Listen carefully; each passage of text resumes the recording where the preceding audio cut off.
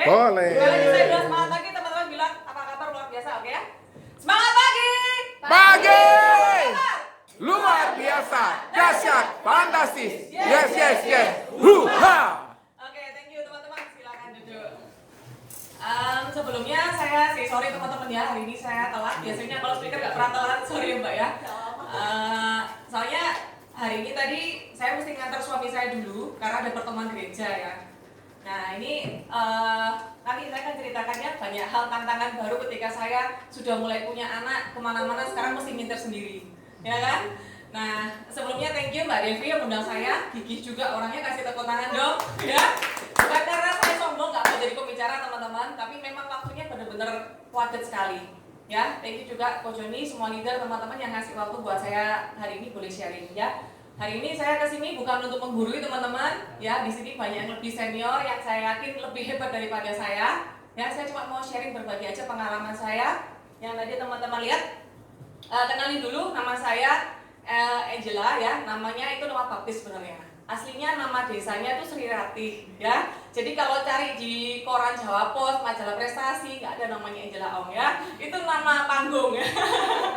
Ya maklum ya, anak orang desa karena lahirnya di kota Nganjuk teman-teman. Jadi saya lahir dari 5 bersaudara dan saya anak paling bontot, ya. Saya ceritakan sedikit background saya ya supaya teman-teman juga kenal, ya. Jadi saya lahir di kota kecil, saya anak kelima dari 5 bersaudara, anak paling bontot. Nah tahu ya kalau udah anak paling kecil udah pasti kebiasaannya dimanja, ya. Itu yang saya alami sampai saya ketika SMP ya. Jadi setiap ada gadget baru, saya selalu minta untuk dibelikan gadget yang baru. Dan bapak saya selalu ngasih. Ya, tapi suatu ketika SMP itu masa-masa perjuangan saya karena ketika mau beli gadget baru, papa saya bilang tunggu. Dan saat itu saya masih pemikiran masih kecil ya, SMP itu belum terlalu punya pikiran seperti apa. Tapi saya mulai melihat kalau papa saya usahanya mulai bangkrut. Ya, bangkrutnya namanya pengusaha pasti ada kasus ya. Jadi ngasih utangan ke orang, ternyata duitnya nggak dikembalikan, ditilep. Akhirnya duitnya nggak kembali, dan itu berujung juga duitnya nggak bisa bayar ke supplier. Akhirnya macet, dari situ mulai kondisi papa saya mulai ngedrop. Nah ketika saya mulai masuk ke SMA, saya nggak ada pikiran sekalipun untuk saya berpikir kuliah. Karena saya pikir tiap hari udah ketemu papa, udah ketemu mama, itu udah hal yang paling terindah di dalam hidup kayaknya ya. Jadi saya nggak ada pikiran mau kuliah. Sampai akhirnya suatu ketika kakak saya panggil, dia cewek juga, ya, dia yang ngajarin saya menjadi seorang wanita mandiri. Dan waktu itu dia telepon saya, dia bilang, loh kamu ini sudah lulus SMA, kok nggak mau mikirin kuliah, terus mau apa, jadi apa, cewek di desa ya toh. Pemikiran kalau cewek biasanya kan mesti dijemput cowok, bener gak? Ya, jadi kalau dia bilang kalau tinggal di desa nanti ketemu cowoknya kapan gitu kan? Nanti ketemu ya orang-orang desa gitu kan, ya sorry ya, itu cerita kakak saya. Akhirnya dia memutuskan saya, akhirnya saya harus kuliah, saya ambil jurusan accounting, karena mikirnya accounting itu paling gampang untuk kita kerja, ya kan? Nah singkat cerita saya mulai berangkat ke Surabaya. Nah ketika saya ke Surabaya itu tantangan baru saya karena saya orangnya pendiam, ya, yang kalau sekarang mungkin nggak percaya ya. Kalau lihat saya berapa tahun yang lalu, saya sangat diam sekali ya. Sampai mama saya tuh belikan saya boneka gede, tujuannya supaya saya nggak nangis, ya kan? Setiap bulan teman-teman kalau baca buku Meridiana, pernah tahu ya? Itu dia dapat uang saku itu $10. $10 berarti cepak jeng, ya ngerti ya? 100.000 bahasa Jermannya ya. 100.000 itu setiap minggu. Saya enggak, saya 100.000 itu dapatnya setiap bulan, satu kali aja. Tujuannya buat apa? Beli pulsa untuk telepon orang tua, ya kan? Nah 100.000 setiap bulan dan saya nggak punya uang jajan. Yang saya lakukan setiap hari cuma berangkat, pulang pergi kuliah udah. Saya nggak pernah kumpul sama namanya teman-teman, mau hangout, mau ngafe, mau apa, nggak ada teman-teman. Yang saya pikirin, iya caranya saya cepat lulus kuliah, saya cepat kerja. Jadi ketika saya kuliah waktu itu dapat pacar, saya jadi suami saya ya. Saya bukan tipe orang yang suka kontak di pacar ya. Jadi saya waktu itu pacaran, akhirnya saya putuskan menikah sampai hari ini. Nah waktu pacaran saya mulai nyoba itu ya, jualan baju, kaos-kaos ya, yang sekarang mungkin teman-teman juga pakai kaos biasa yang besaran gitu ya, 20 ribuan. Saya dapat untuk 2.000. Dapat jualan pulsa untuk 500 rupiah, 1.000 rupiah itu saya kumpulkan. Sampai saya dapat duit lumayan. Akhirnya ketika itu saya dapat tawaran kerja, mulai saya kerja. Dan saya kerja itu kalau teman-teman tahu di sana pasti ada seniornya ya. Seniornya ngajarin saya apa? Kamu kalau kerja harus bagus. Padahal dia kalau kerja teman-teman sorry ya, dia punya nota itu sampai setahun itu numpuk sampai segini, nggak dikerjain. Nggak tahu saya aktivitas tiap hari apa. Saya tiap hari kerja di sana belum sampai 1 bulan, itu kerjaan setumpuk itu yang 1 tahun saya kerjakan dalam waktu 1 bulan. Sampai saya nganggur, saya belajar ke departemen yang lain, saya ingin melajari apa yang dia kerjakan. Saya belajar ke tempat yang lain, jadi sebenarnya kerja itu orangnya expert gitu ya. Sampai waktu itu bos saya minta saya untuk saya kerja di perusahaannya dia yang di Jasem. Perusahaan saya nggak sebut merek ya.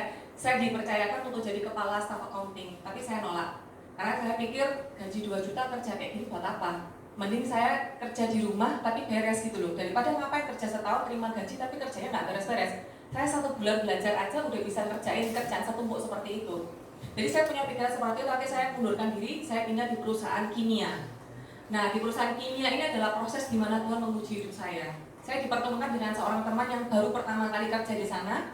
Teman-teman kalau sama-sama Chinese ya, saya lihat dia cewek, dia datang bawa Honda City.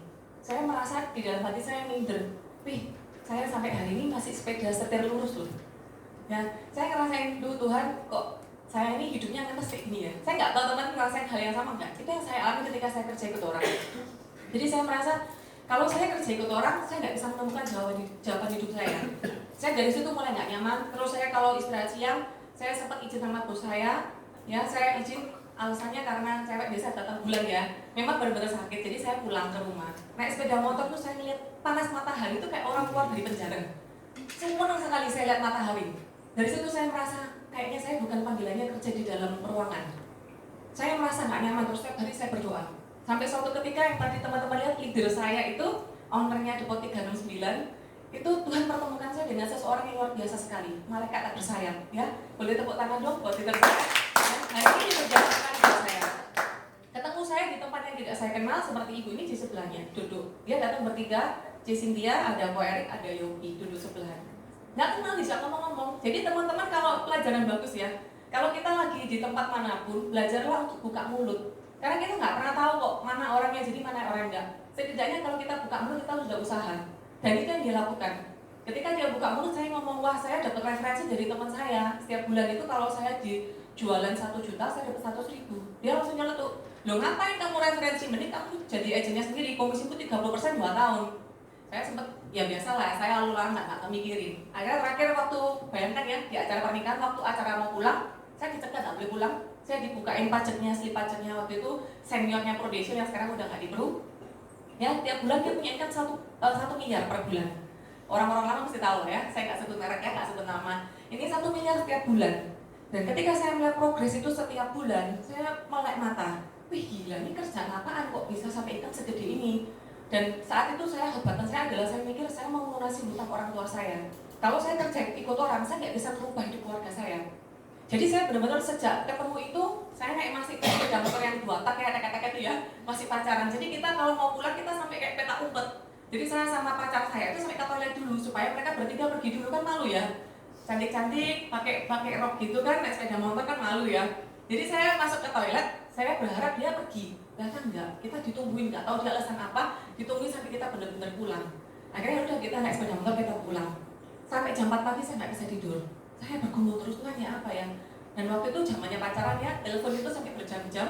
Dan saya bilang sama mantan pacar ya, mantan pacar saya bilang tuh gimana ya, saya pengen nyoba. Toh di sini nggak keluar modal sama sekali, tak coba pun ya wis gitu kan. Saya punya pemikiran cuma simpel seperti itu, saya pengen nyoba aja. Dia cuma bilang seperti itu, kalau kamu jadi agen asuransi kamu pasti kaya, cuman aku nggak mau bantu kamu.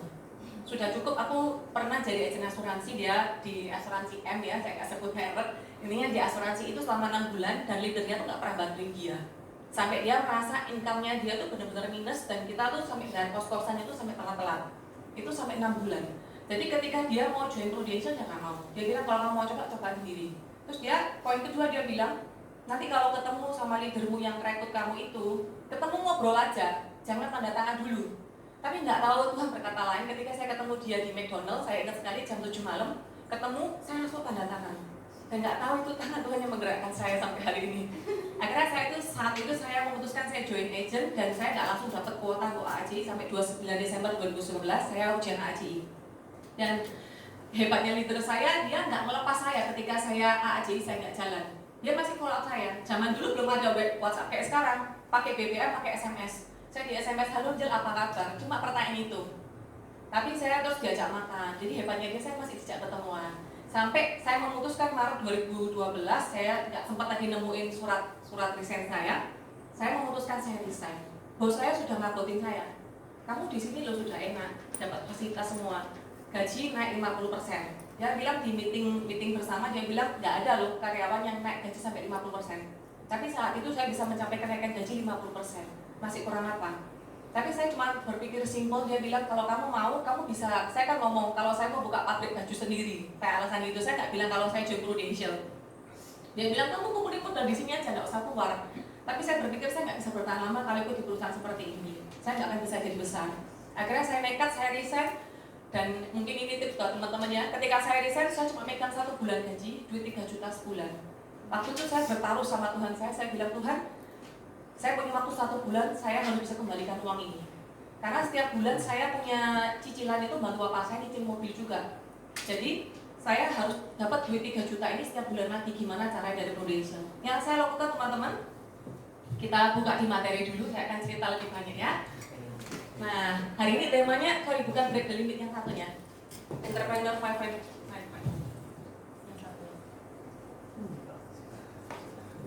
Nah, yang ini. Semangat teman-teman? Semangat. Ya, jangan loyo dulu ya, ini masih belum masuk materi pokoknya. Oke, Entrepreneur 5.0. Kenapa saya bilang ini? Karena di Prudential kita bisa megang angka 3 digit itu ketika kita 5 tahun benar-benar seriusin bisnis Prudential. Ya. Nah, boleh nggak kita 2 arah dulu supaya nggak ngantuk, oke? AI di depan ini. Menurut AI kata-kata sukses, ketika saya bilang sukses, AI berpikir apa? Nggak harus berbicara tentang Prudential loh ya, di luar ini. Ketika saya bilang sukses, AI berpikir apa? Banyak duit. Oke, ada yang bisa bantu lagi? Sukses apa? Berhasil. Oke, simpel sekali. Ada lagi? Nggak usah berhubungan sama Prudential. Apa aja? Ketika saya bilang kata sukses, yang kalian pikirkan apa? Hah? Sukses move on. Oh, ini mari putusin pacar kayaknya ya. Ada lagi nggak? Sukses dapat pacar ya, Des. Sukses dapat pacar ya. Sebaliknya, kalau saya bilang tentang gagal, yang kalian pikirkan apa? Hah? Gagal nikah. Ini nikah terus ya. Waduh, kayaknya perlu dibikinkan kelas perjodohannya. Apa guys? Boleh nggak? Kalau saya bilang tentang kata gagal, yang kalian pikirkan apa? Hah? Tidak sesuai target. Oke, tidak mencapai, tidak sukses, ya. Tidak punya uang. Tidak punya uang, banyak sekali, ya. Nih, yang orang pikirkan tentang sukses itu kayak gini ya. Semua orang berpikir sukses itu garisnya lurus, enak gitu ya. Ya, yang saya alami ketika saya join pertama kali Prudential, tadi di hadapan saya nggak bohong, karena saya mengalami Prudential ini benar-benar kalau saya bilang ini. Semua orang Prudential selalu ngomong bahwa Prudential ini University of Life. Kita mengalami proses hidup itu di Prudential. Ya, ketika saya masuk Prudential, yang saya gantungkan siapa? Ya leader saya. Tapi ketika saya full time, leader saya nggak ada di kantor. Saya datang ke kantor, waktu itu saya nggak berpakaian rapi seperti hari ini, masih pakai kaosan, celana jeans, pakai sandal gitu kan. Nah, saya bingung, saya ke kantor mesti ngapain? Saya telepon leader saya, aku mesti ngapain ini di kantor? Nggak ngerti kamu ngapain. Biasanya kalau kerja karyawan, udah terbiasa jam kerja, mesti ada kerjaan yang dikerjakan. Saya datang ke Prudential, saya nggak ngerti mau ngapain. Dia bilang apa? Angel, kamu kan punya database yang tak suruh bikin 100 nama. Kamu telepon itu aja, dia bilang. Suruh telepon nama-nama list nama itu. Ngomongnya gampang ya, ngelakuinnya nggak gampang guys, bener nggak? Ya, saya pegang telepon itu, saya sampai gemeteran. Yang mau saya telepon itu bukan orang yang nggak kenal, orang yang saya kenal. Bahkan orang yang setiap minggu sekali saya pasti ketemu orang itu. Tapi saya mau telepon itu gemeteran. Saya sampai terakhir saya pun nangis. Saya berjam-jam memegang HP itu saya nggak bisa telepon. Saya nangis, saya cuma bilang terakhir, Tuhan kalau hari ini sampai saya kecemplung di Prudential, saya tahu Tuhan ikut campur. Dan saya tahu Tuhan akan buka jalan kalau memang Tuhan izinkan saya masih harus lanjut di bisnis ini. Saya cuma bilang seperti itu.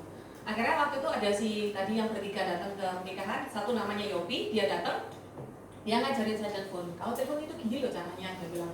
Saya belajar telepon dari situ. Nah setelah itu saya pulang, saya nggak tidur guys. Saya benar-benar ketika saya memutuskan sesuatu, saya harus dapat hasil. Karena saya tekad apa? 1 bulan duit saya harus balik 3 juta kan. Jadi yang saya lakukan apa? Dia bilang, kamu prospek, nggak usah kasih dulu, kerjain ring 1 orang yang kamu kenal dulu. Nah, saya pengusaha baju online. Jadi lingkungan saya yang saya prospek, ya pengusaha baju online, saya telponi mereka terus. Kerjaan saya dari pagi sampai siang, jam 8 pagi sampai jam 11 adalah telepon-telepon orang terus. Saya gimana caranya, saya harus dapat janji ketemu hari itu. Kalau hari itu nggak ada, sampai seminggu ke depan saya harus dapat janji. Gitu. Nah, yang saya lakukan seperti itu. Saya dedes orangnya, ayo coba ketemuan dulu. Karena saya berpikir dengan kita ketemuan, kalau kita ngomong, pasti orang lebih tertarik. Nah, saya bingung dengan agent-agent hari ini ya. Maunya mereka cuma by WA, by BBM.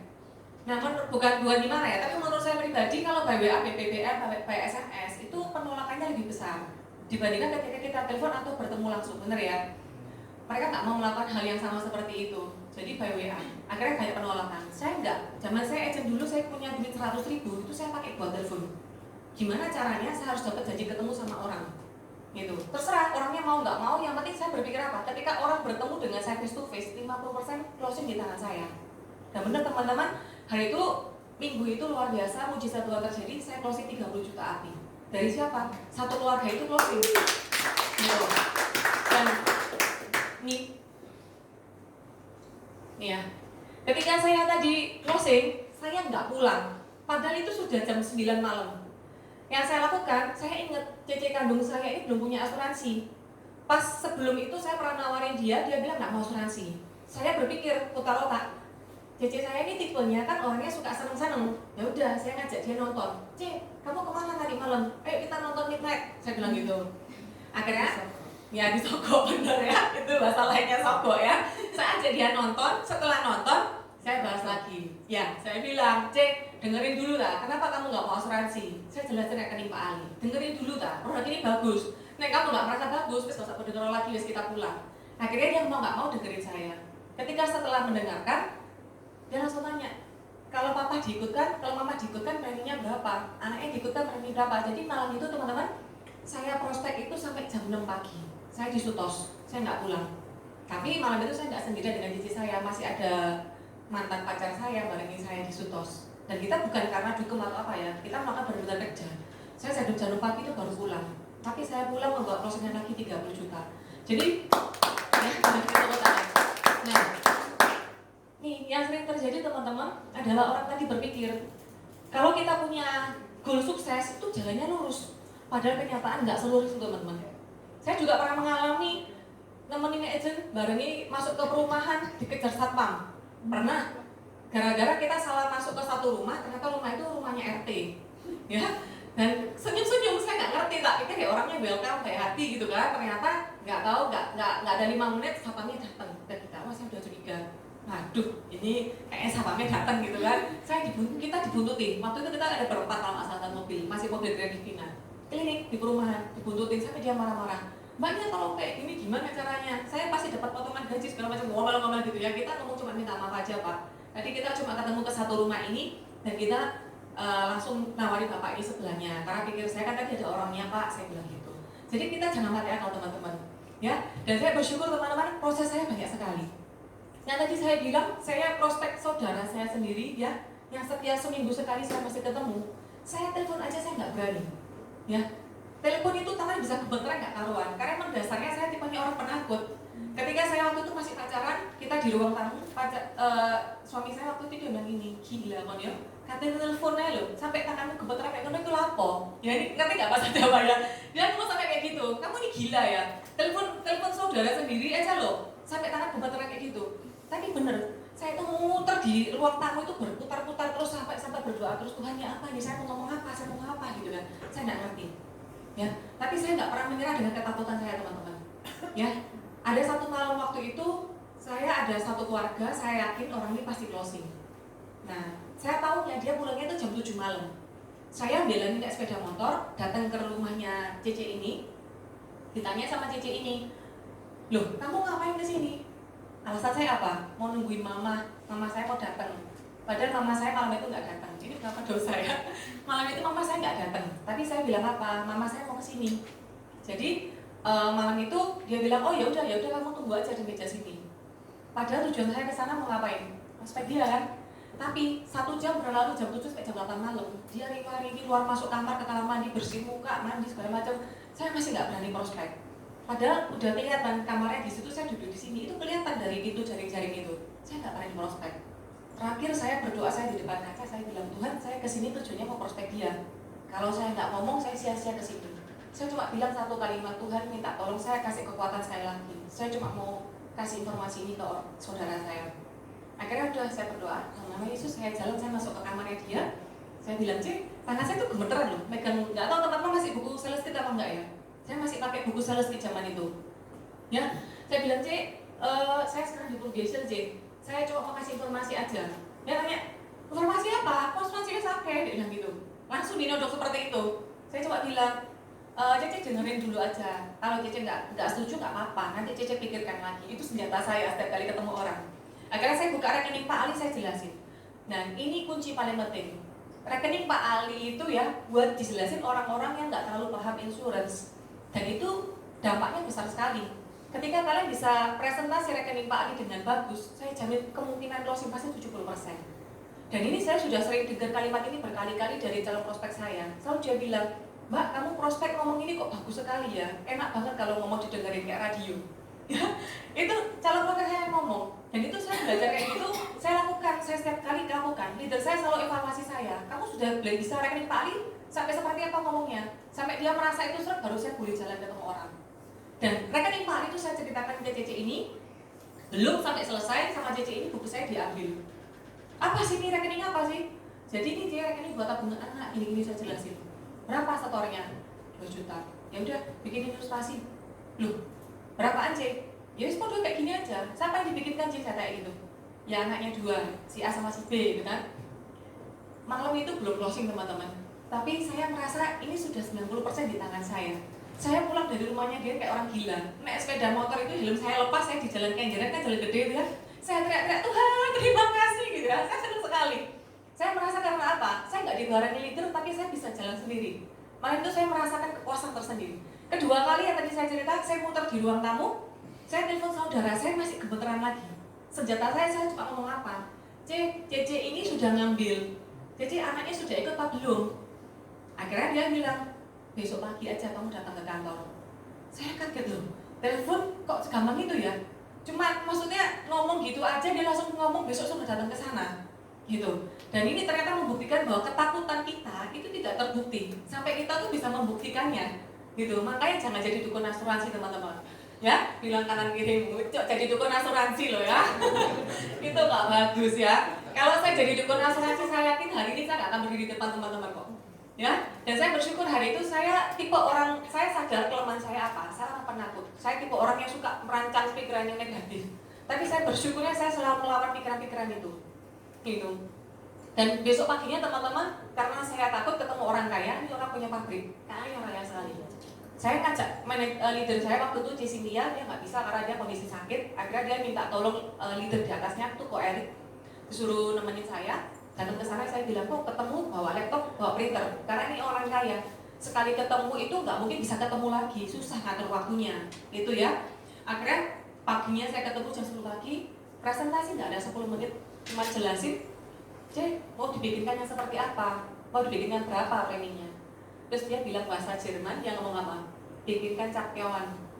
Ngerti ya? Suruh bikinkan premi 10 jutaan ya.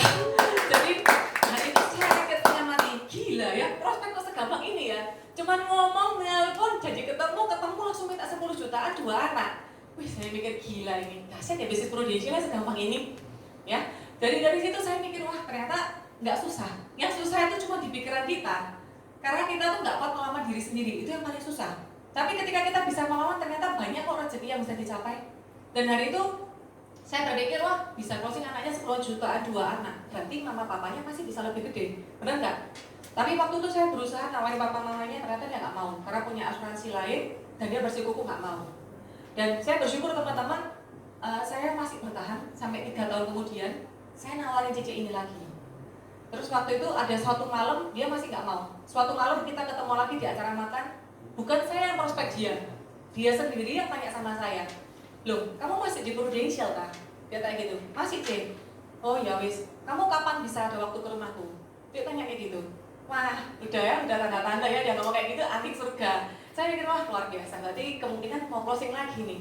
Akhirnya tak bilang Cek, coba minggu depan ya kita atur waktu ketemu Cece, sedangnya kapan? Maka intinya akhirnya ketemuan teman-teman, dan setelah ketemu saya nanti-nantikan. Akhirnya hari itu saya closing ke CC ini 400 juta API full premi. Ya. Dan coba waktu itu ketika teman-teman, ketika saya jamaah aja saya sudah menyerah. Saya ngomong, wah bisnis asuransi itu susah. Mungkin hari itu saya nggak akan terima closingan 400 juta teman-teman. Ya, akhirnya tahun depannya upgrade lagi jadi 500 juta. Ya, tapi itu yang saya alami teman-teman. Dan saya hari ini sempat bingung juga ya kenapa agent-agent zaman sekarang itu lebih gampang loh. Baru prospek 1 minggu dan itu prospek cuma by WA, nggak ketemu muka kayak face to face gitu ya, tapi sudah menyerah. Ngomongnya saya cium mungkin ya sama bisnis asuransi. Ya, saya sempat TikTok ya ampun ini Tuhan. Maksudnya baru seminggu belum ketemu orang setiap hari, cuma by WA aja bisa ngomong bahwa dia itu nggak cocok ke bisnis asuransi. Nggak dibayangkan kan saya yang dulunya kerja kantoran, yang biasanya tempatnya di ASEAN, tiba-tiba ketika saya memutuskan prudential, saya harus panas-panas naik sepeda motor hujan-hujan. Itu saya ngalami dan saya nangis teman-teman. Ya, papa mama saya bahkan ketika saya masuk ke asuransi, ya kita tuh masih pacaran belum nikah. Pacaran kan harusnya di hadapan mertua itu kan ya diapi-api ya, tapi itu enggak, di dalam mobil saya dibisu-bisui. Gila loh ya, anak wedok kurang enak apa? Kerja di perusahaan sudah disayang bos, masih mau join bisnis asuransi, mau naik sepeda motoran kelilingan, mau itu mau jadi apa, gitu kan? Terus dia lelek dan itu ada kalimat-kalimat yang saya nggak tutup-tutup ya, nggak boleh disebutkan. Ya, saya hari itu cuma berpikir, saya cuma ngomong sama papa saya, bilang papa, mah kasih waktu saya 1 tahun, tak buktikan saya di bisnis Indonesia saya bisa merubah hidup. Kalau sampai 1 tahun saya nggak ada perubahan, tak keluar. Papa mau suruh aku kerja apa tak kerjain? Saya bilang kayak gitu. Akhirnya ya udah mereka kasih kesempatan. Yo wis memang perlu bagus jalan loh. Papa mama sampai bilang gitu. Ya, ketika saya jalan bisnis Prudential, makanya teman-teman, ketika kalian sudah dikasih kesempatan, saya yakin teman-teman mungkin beberapa di sini juga mengalami yang serupa. Ya, yang ditolak keluarga nggak boleh jalan asuransi pasti banyak. Ya, bukan karena mereka nggak sayang, karena justru mereka sayang, mereka nggak ngebolehin kita hidup sorong. Ya, tapi selama kita tahu apa yang kita kerjakan memang tujuannya bagus, why not gitu. Kenapa kita nggak coba dulu? Ya, 3 bulan ketika saya jalan di Prudential, saya bisa beli mobil pertama saya. Nih. Ini ya, tak lewatin dulu ya. Ini pertama kali saya di Dispro ya. Saya diajarin namanya membuat buku impian. Selama saya kerja saya nggak pernah diajarin seperti ini. Ya, di acara M3 seperti ini, ya, nggak tahu namanya kalau ya Pak ya. Nah, saya diajarin sama speakernya waktu itu dibilang, kamu kalau punya impian itu harus ditulis. Kenapa harus ditulis? Supaya kita tuh ingat dan kita itu bisa terarah kerjanya. Ya, yang saya tulis waktu itu simple, buku ini masih saya simpan sampai hari ini. Pertama kali saya join waktu itu Maret 2012 itu hampir akhir bulan, pertengahan ke akhir. Saya tulis sampai dengan Mei, saya ingin punya penghasilan 5 juta setiap bulannya. Kenapa saya tulis angkanya 5 juta? Mungkin bagi teman-teman di sini diguyu ya, 5 juta duit cilik ya, ngapain kok dikejar di Indonesia? Tapi bagi saya itu goal saya. Karena saya waktu itu dari gaji 2 juta naik ke 3 juta, itu butuh waktu 1 tahun. Dan menurut saya, zaman tahun 2011-12 itu, duit 5 juta itu gede loh. Ya, dibandingkan sekarang mungkin tidak ada apa-apanya ya. Angka ini gede. Jadi saya tulis ini sebagai goal saya pertama. Saya ingin ngerasain duit 5 juta setiap bulan di rekening saya. Yang kedua, yang tadi saya cerita ketika saya kerja di kantoran, saya cuma kepengen buktikan, saya pengen punya mobil. Saya pengen punya mobil. Karena dari orang tua saya yakin mereka nggak bisa belikan saya. Karena itu saya berpikir bahwa saya harus bisa berdiri kaki saya sendiri untuk saya bisa beli mobil ini. Jadi yang saya tulis apa? Ini saya nggak mobil jazz ini sembarangan. Pokoknya saya penting punya mobil baru, gitu ya. Mobil apa aja yang penting mobil baru. Ya, dan ini ada yang terakhir ini saya tuh breakdown. Setiap minggu saya harus dapat berapa case, setiap bulannya saya harus ketemu berapa api, setiap minggu berapa api, ini saya tulis. Dan saya lakukan ini, saya beli fotonya mobil Livina, bukan beli, ambil dari Google, saya tempel. Kalau saya tidur kan dulu di rumah kos-kosan, yaitu rumah nenek saya kan buka kos-kosan. Jadi saya tidur di kamar, itu ranjangnya kecil kan, kandang single. Sebelah ini tembok. Ya di sini nih, saya tempel foto Grand Livina. Terus saya tulis goal saya waktu itu. Goal pertama saya kan mau income 5 juta. Berarti saya kejar berapa api? 200 juta api. Saya tulis, dalam waktu 3 bulan 200 juta api saya bagi. Per bulannya saya mesti berkejar 70 juta api. Setiap minggu saya mesti kejar berapa api. Saya breakdown, bener-bener saya rinci semua. Dan mobil ini itu bukan cuma saya tempel di sebelah kanan tidur saya. Di tempat saya make up, saya pun tempel. Setiap hari saya merem, saya berdoa, Tuhan saya pasti bisa, saya pasti bisa, saya pasti bisa. Dan setiap hari pun saya nggak menyerah dengan cuma berdoa, diem aja nunggu orang datang, ya nggak mungkin ya teman-teman ya. Kita pun harus berusaha. Yang saya lakukan tadi itu, pagi sampai siang saya telepon orang, siang sampai malam, bahkan saya tuh bisa lebih dari jam 10 malam kalau kerja ketemu orang gitu. Sampai zaman itu mantan pacar saya telepon, dia marah-marah, saya dia mau ya, karena dia bilang apa, kamu nih sama Cynthia tuh pacaran tah? Ya, kok biasanya telepon sama aku tuh 2 jam, 3 jam, sekarang teleponnya piro menit terus dipateni. Ya, saya benar-benar gedul teman-teman. Tapi saya cuma bilang sama dia, kok tunggulah, kasih waktu dulu. Aku pengen ngejar ini, karena aku mau ngejar ini, ada goal juga waktu itu ngejar ke Aum Bali. Dan saya harus buktikan saya mesti cepat punya mobil. Dan saya sharing impian saya apa ke dia, akhirnya dia mulai bisa ngerti, bisa nerima. Saya keliling setiap hari teman-teman, bahkan overtime, ngalah-ngalai kerja karyawan. Sampai pernah jam 12 malam itu keliling sama Ko Erik sama Cisindia di satu mobil itu, saya masih ingat sekali kenangan manisnya. Mobilnya Ko Erik waktu itu masih mobil CR-V. Ko Erik sampai bilang gini, wih gila yuk kita ini ya, jam 12 malam orang-orang pada tidur, jalanan sepi, kita masih keliling di tengah jalan. Dan itu kenangan yang saya nggak pernah lupa sampai hari ini. Ya, perjuangan saya semasa agent itu membuat saya tuh bukan menyerah, tapi membuat saya sampai hari ini bisa tangguh menjadi seorang leader. Karena apa? Karena proses saya waktu itu begitu sulit. Ya, sampai saya naik sepeda motor terakhir kali itu saya kehujanan, saya kepanasan. Kalau saya kena panas ya, telinga kanan ini, telinga kiri kanan suka merah teman-teman. Jangan dicoba ya. Kena panas matahari itu suka merah, pipi merah semua. Jadi saya nggak tahan panas. Sampai saya paling gelo ya, sampai perasaan yang nggak seneng banget. Saya cuma terakhir saya bilang sepeda motor VKR saya, tak bilang ini terakhir kali aku naik sepeda motor VKR. Aku nggak akan pernah naik sepeda motor lagi. Aku pasti ganti mobil, gitu. Dan itu setiap hari saya afirmasi terus afirmasi, karena saya nggak nyaman teman-teman. Dalam ketidaknyamanan saya berusaha untuk saya keluar dari zona nyaman saya. Dan saya bersyukur teman-teman, akhirnya nih terbukti yang pertama kali 31 Mei 2012 income saya tembus 5,4 juta. Di akhir 2012 income saya bukan cuma 5,4, tapi saya nggak foto ya, income saya udah tembus 20 juta setiap bulan ya. Dan ini mobil pertama saya, Grand Livina ya. Ini saya fotoin juga supaya teman-teman juga ngerti prosesnya ya. Ini STNK saya, nama saya, masih ada nama papi saya Angela Srirati Nganjuk ya. Ini mobilnya itu keluar 23 Juli, tapi saya minta fakturnya itu dikeluarkan bulan Agustus gitu. Nih, Juli 2012. Seperti impian saya tadi nih, saya tulis apa? Maksimal September saya punya mobil Jazz gitu. Dan ternyata Tuhan mengabulkan doa saya lebih cepat. Bulan Juli 2012 dalam waktu 4 bulan ya, nggak sampai 4 bulan saya udah bisa beli mobil pertama saya di Livina. Ya, jadi saya yakin teman-teman setiap kita mengalami banyak hal yang teman-teman juga alami, saya pun mengalami. Jadi bukan mungkin kalau teman berpikir, oh leader saya enak ya, cuma ngomong suruh prospek, suruh ini, suruh itu. Wah mereka nggak ngerti proses saya. Ya, teman-teman kalau saya boleh sharing banyak yang saya alami hari ini, saya sebagai leader hari ini saya punya income 2 digit pun. Saya bukan karena saya masih merasa oh leader udah utang kaki ya, enggak. Saya pun masih mengalami masa-masa di mana saya terus masih harus fighting terus. Punya anak ini bukan membuat saya tuh tambah nyaman, karena saya nggak pakai suster, saya nggak pakai pembantu.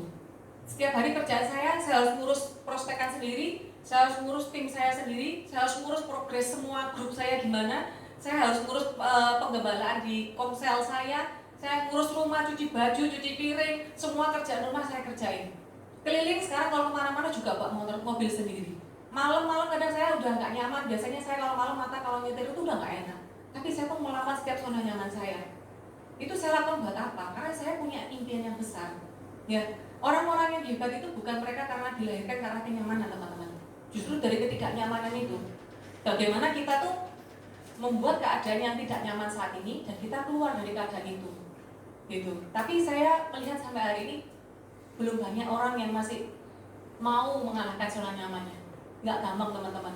Ya, kalau hari ini sebenarnya saya masih mau disuruh santai-santai di rumah, boleh bisa teman-teman. Dengan income sekarang di atas gaji manajer, branch manager, saya sebenarnya sudah bisa menikmati masa-masa nyaman saya.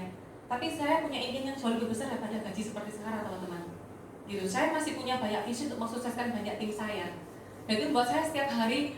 Biasanya kalau saya tidur itu jam 1, jam 2 baru tidur. Anak kalau nggak tidur, nggak bisa tidur, mau tidurnya saat aja bertiga gitu. Mau gimana? Kalau anak rame, apalagi pas kemarin 1 minggu, kalau teman-teman ikuti Facebook atau Instagram saya mungkin ya, anak saya sampai 1 minggu tuh sakit, panas ya, terus keluar badannya merah-merah campak.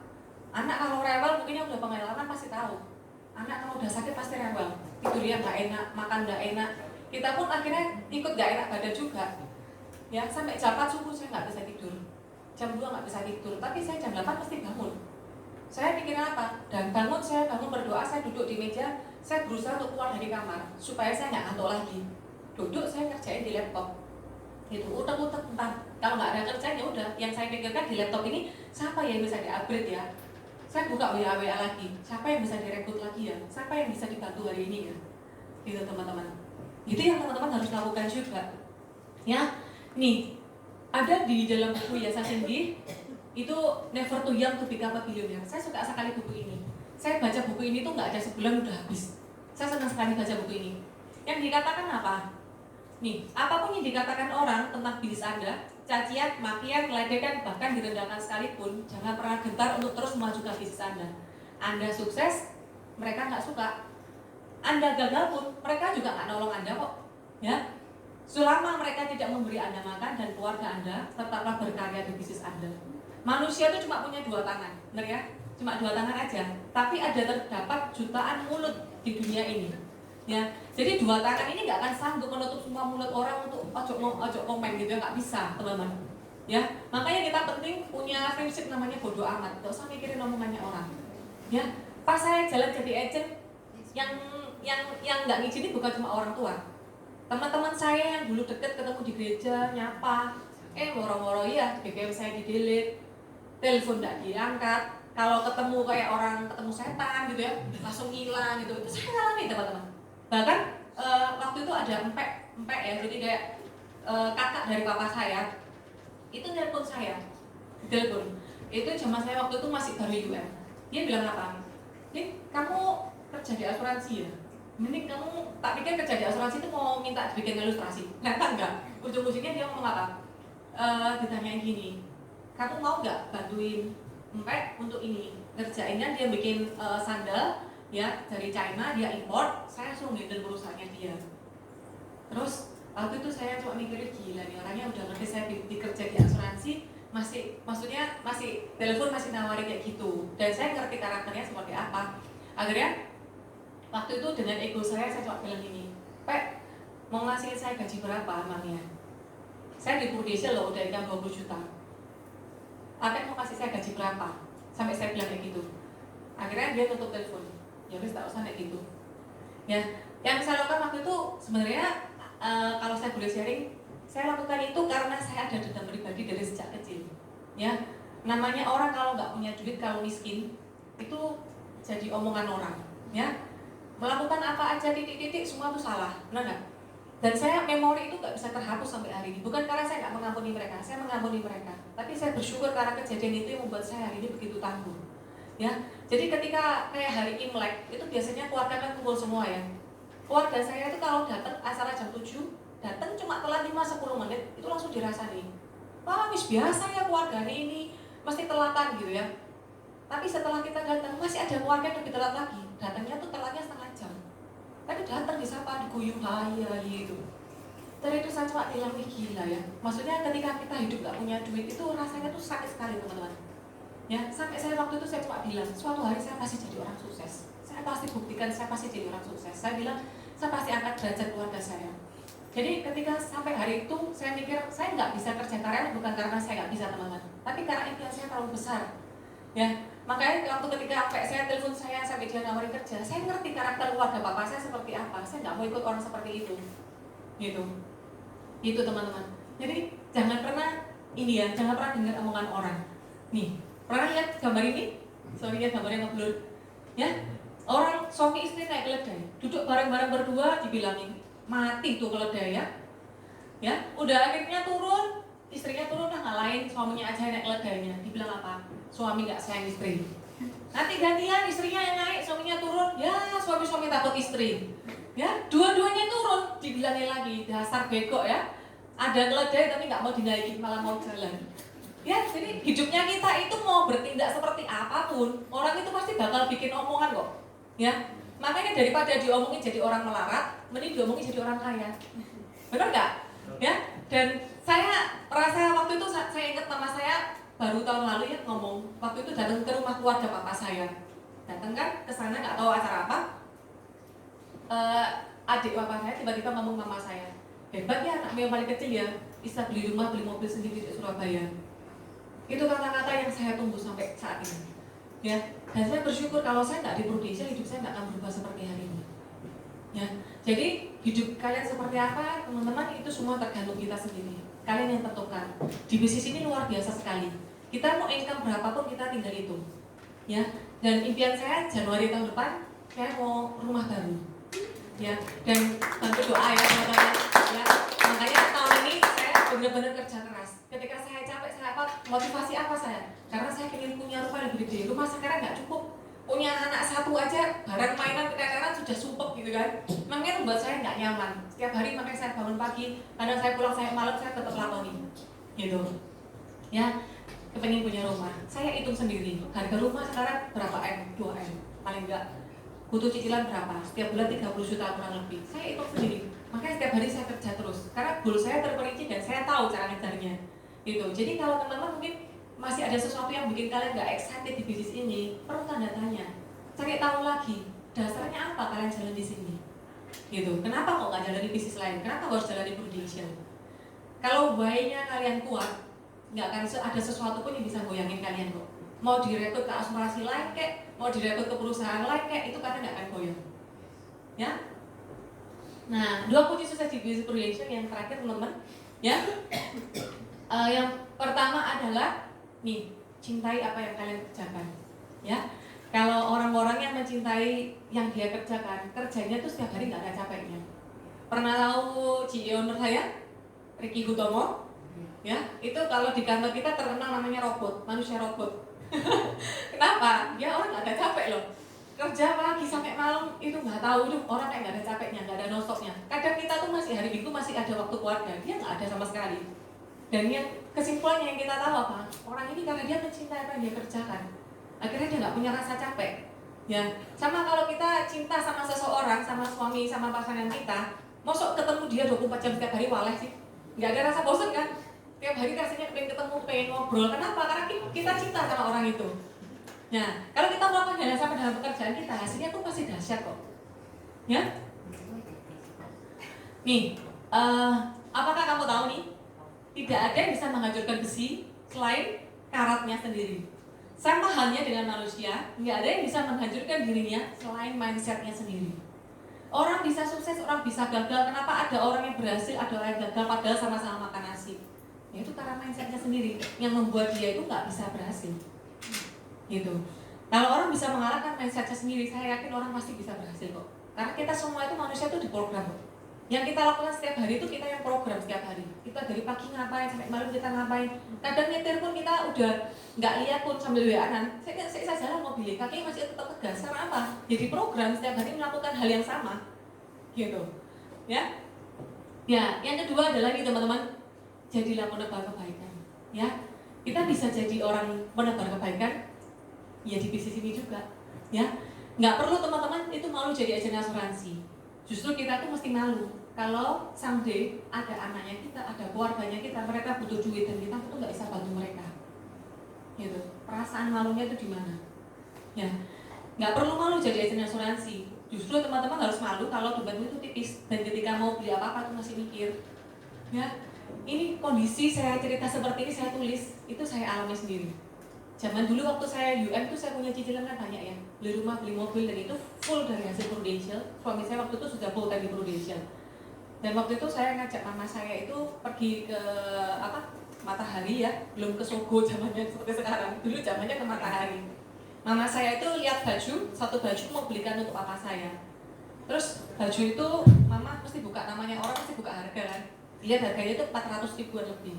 Terus tak bilang mah, ya udah beli aja buat apa? Mama saya, nggak usah. 400 ribu mahal buat apa? Nggak usah beli, gitu.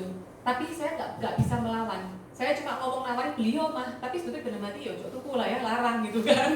Ya, karena cicilan saya waktu itu gede. Tapi dari situ saya pulang itu saya di dalam mobil saya nangis. Saya cerita sama suami saya, "Buku, mama saya mau beli baju 400 ribu aja saya masih mikir." Ya, padahal itu ya maksudnya mama itu kepengen belikan papa, tapi saya tuh nggak bisa belikan mama. Dari itu saya cuma nangis, Tuhan, kapan ya kehidupan ekonomi itu mulai bisa upgrade terus, supaya kalau ada apa-apa itu mama kepengen apa tuh saya pengen bahagiain mama. Karena saya nggak pernah tahu usia mama papa saya itu bisa berakhir sampai kapan. Jadi dan saya berpikir saya anak 5 dari bersaudara. Koko saya sudah maksudnya nggak mungkin bisa diharapkan. Cece saya pun ya beban hidupnya juga banyak. Cece saya semua kepentingannya banyak. Satu-satunya yang bisa memenuhi harapan mama saya cuman ya saya pikir cuma saya sendiri. Kalau saya di Purdiasi saya nggak berhasil, saya pun nggak akan bisa membahagiakan mereka sampai akhir hidupnya. Makanya kemarin sampai kapan 2 kali ke Singapura, saya pun berani keluarkan duit untuk bayarin mereka full. Ke Bali pun saya bayarin. Dan itu adalah suatu kepuasan tersendiri, mengalahkan hal-hal kayak gitu. Ya, nih terakhir ya. Nih orang malas, kita baca bareng-bareng aja ya. 1, 2, 3. Orang malas sangat dekat dengan kemiskinan. Orang rajin sangat dekat dengan kemakmuran. Mau jadi orang malas atau orang rajin? Rajin. Ya. Nih, everything you need succeed is already within you. Ya, apapun yang kamu butuhkan untuk sukses itu semua ada di dalam diri kalian sendiri. Tergantung kitanya sendiri itu mau apa enggak untuk melakukannya ya. Nih, mobil saya tadi saya baca, work hard in silence, bekerja itu diem-diem aja, ya. Biar suksesnya kalian itu yang nanti jadi pembicaraan banyak orang, ya. Lebih keren kan? Oke, thank you teman-teman. Mungkin ada pertanyaan luar biasa loh, sesinya. Ada pertanyaan? Oh, saya aja yang nanya. Boleh ya? Oh, mau minum dulu? Iya.